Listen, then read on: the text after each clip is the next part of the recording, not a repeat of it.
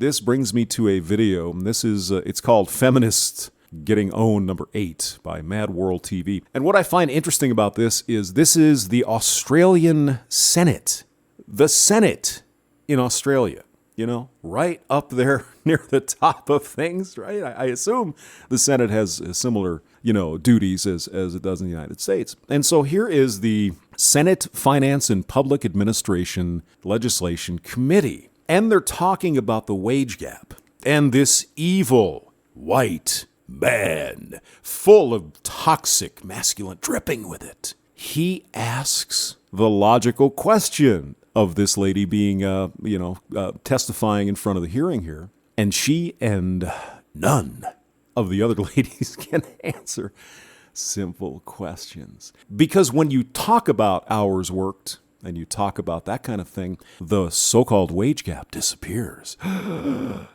Let's listen in. All right.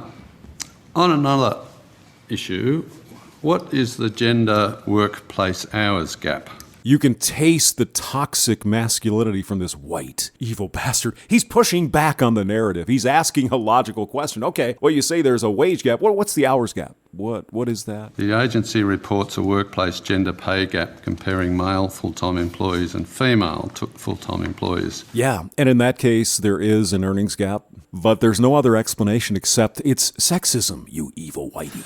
But male full-time employees work longer hours on average than female full-time. God, did he no, stop. Oh my God. Employees. Are the women crying yet? Because and the agency doesn't account for this when reporting a workplace gender pay gap. This is the Australian Senate, people, okay? Using ABS data on employee earnings and hours, the gender pay gap as at May 2016 was 15.7%. It is a survey of employees, that information from the ABS. It's not a census. And it's only conducted every 2 years. They only collect the data every 2 years. 15% wage gap is accounted for by the hours gap. And that's what this man is trying to get at. And this woman is going to dance around and not just come out and say, you got me.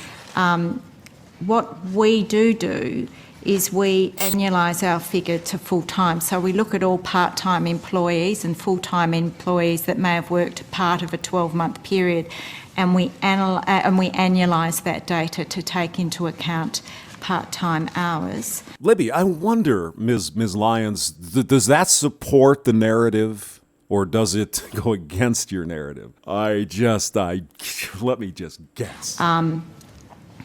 So therefore we're converting the part-time hours to full-time, if you like. Okay. So do you take into account the fact that on average a male full-time employee works longer hours than a female full-time employee? No. The simple answer to your question. Look at her. Not directly, no. You don't? But we annualise the part-time hours and those that have worked full-time but for part of the year. So that way, because at the moment, what I can tell you is women work part-time at 3 times the rate of men. So by annualising it, we are looking at a more realistic... So you base it on annual salary? Yeah. What about if you did it on an hourly rate? What would be the gender hourly pay gap? Oh, you stop it, you evil son of a gun, you. You can't ask those questions. You gotta listen and believe. The mythology is real, baby. Well, we don't have that data, Senator. You don't have that data? No, because we ask for annualised salaries from our employers when they report their data in. Yeah. We wouldn't want any data that might show the wage. It's bullshit. Okay, so if a woman was working fewer hours but earning the same rate per hour as a man doing the same job. In other words, they were being paid equally per hour for the same job. Right, Mr. White Guy? Would that show up as a gender pay gap? That's the whole freaking... That is the pay gap. No. But, well, then in that case you are looking at hourly rates.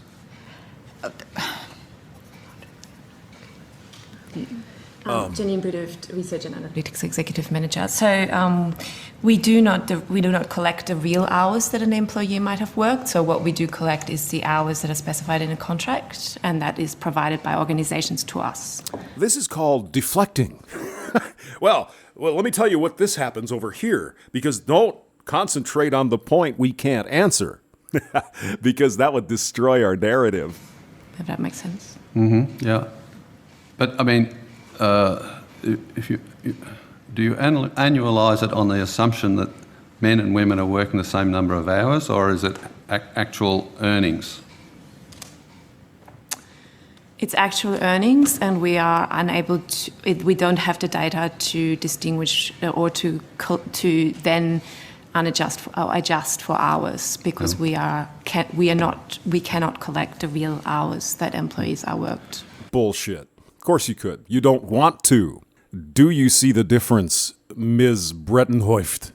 So it's not possible to tell whether any or some of the gender pay gap is just simply attributable to a different number of hours worked. Is that right?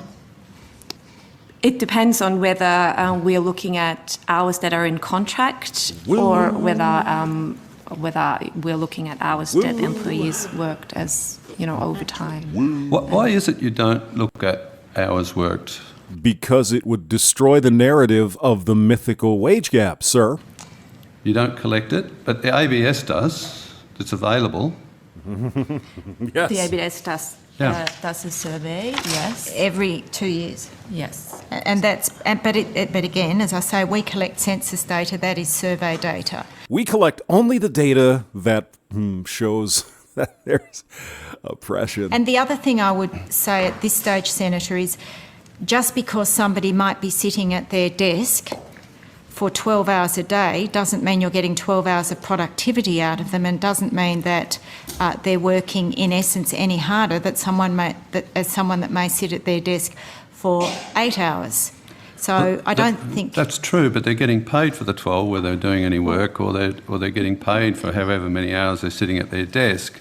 And the issue for your agency is that if it's a male sitting at a desk, they're getting paid more than a female sitting at a desk.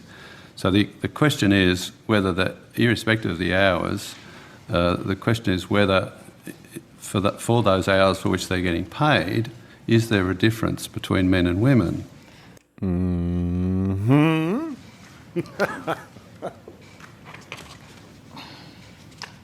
So we don't collect information on ours, Senator.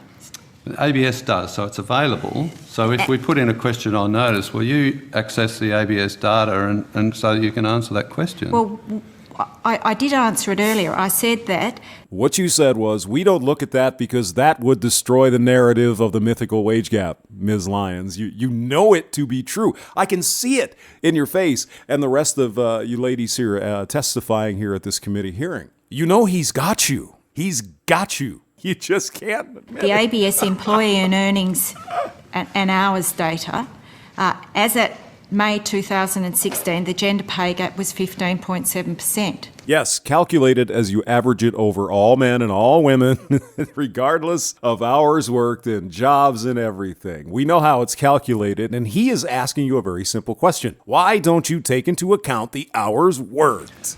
That, if I understood you correctly, that's referring to annualised salary, is that right? Not. What's the gap based on? Per hourly rates or annual incomes or annualised incomes, or what are we talking about here? It's based on whatever they can get away with by bending the statistics, Senator.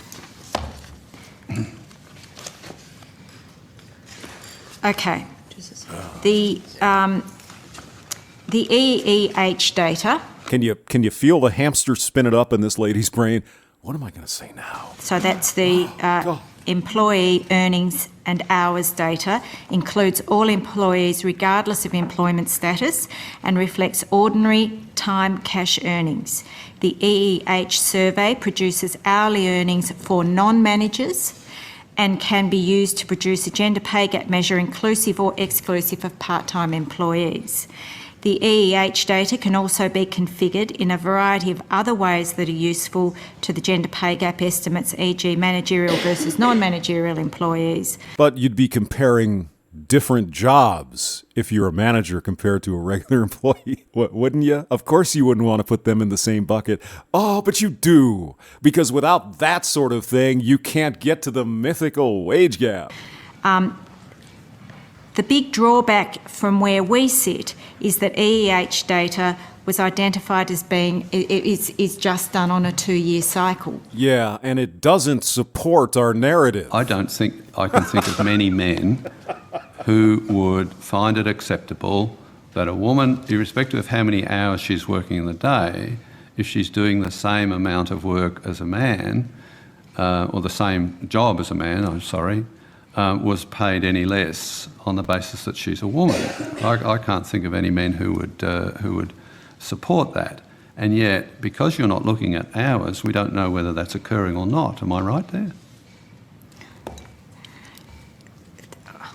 Hamster spins up. Senator, I think at this stage, as I've said to you, we are unable to collect and analyse that data. There are other countries, of course, that do that, and we will... Not even every 2 years with the ABS survey data?